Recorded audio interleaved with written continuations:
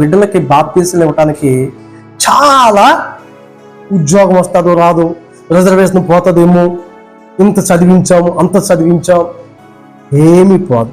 ఎందుకు కార్యాలు 16 అధ్యాయం చూస్తే జైలర్ ఉంటాడు అంట, పోలీస్ ఆయన ఉంటాడు. ఆ పోలీస్ ఆయన ఈ పౌల్ని శీలాన్ని పట్టుకుని ఏంటంట బొండలేసి బిగించేసి జైల్లో పెడతారు. వాళ్ళ అందులో పాటలు పాడుకుంటూ ఉంటే ఖైదీలందరూ వింటుంటే మధ్యరాత్రి వేళ ఏమైందంటే మహాభూకంపం కలిగింది. ఏంటంటే అక్కడ ఉన్న డోర్లన్నీ తెరిచిపోయి వాళ్ళకి బొండలేసినవి అన్నీ ఊడిపోయి ఆ సంఖ్యలు ఊడిపోయి ఇక్కడైపోయింది.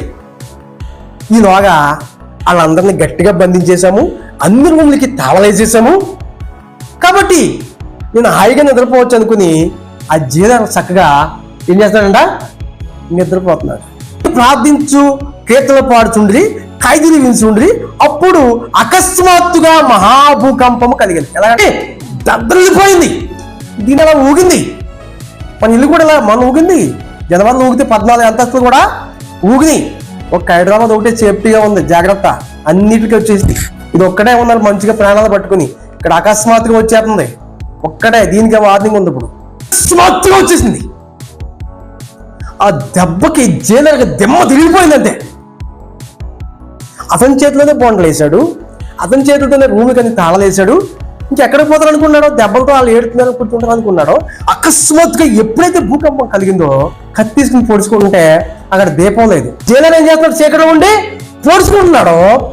అక్కడి నుంచి ఎవరు చూస్తున్నారు, పౌరుల సేవ ఎక్కడ పౌరులకి శీలగా కాపాడుతుంది. అది ఎక్కడికి పారిపోలేదు, ఇక్కడ నువ్వు ఎక్కడ పడుకోబెట్టావు అక్కడే ఉన్నావు, పొడుచుకోవద్దు, నువ్వు దయచేసి ఆత్మహత్య చేసుకోవద్దు అంటే అతను అంటాడు, అయ్యలాగా రక్షణ పొందకు నేనేమి చేయలేని చెప్తే అతనికి ఏమీ ఏసై గురించి. అప్పుడు పౌలు గారును శిల అతనికి ఏం చెప్పాడంటే, యేసుని గురించి విశ్వాసం ఉంచు, అప్పుడు నీవు నీ ఇంటి వారు రక్షించబడతారని చెప్పాడు. ఏంటంట అతడును అందులో పిల్లలు లేరా? చాలా సీరియస్ వార్నింగ్ ఇది. ఇదంతా మా చుట్టాలకి ఇవ్వాలని చెప్పిన.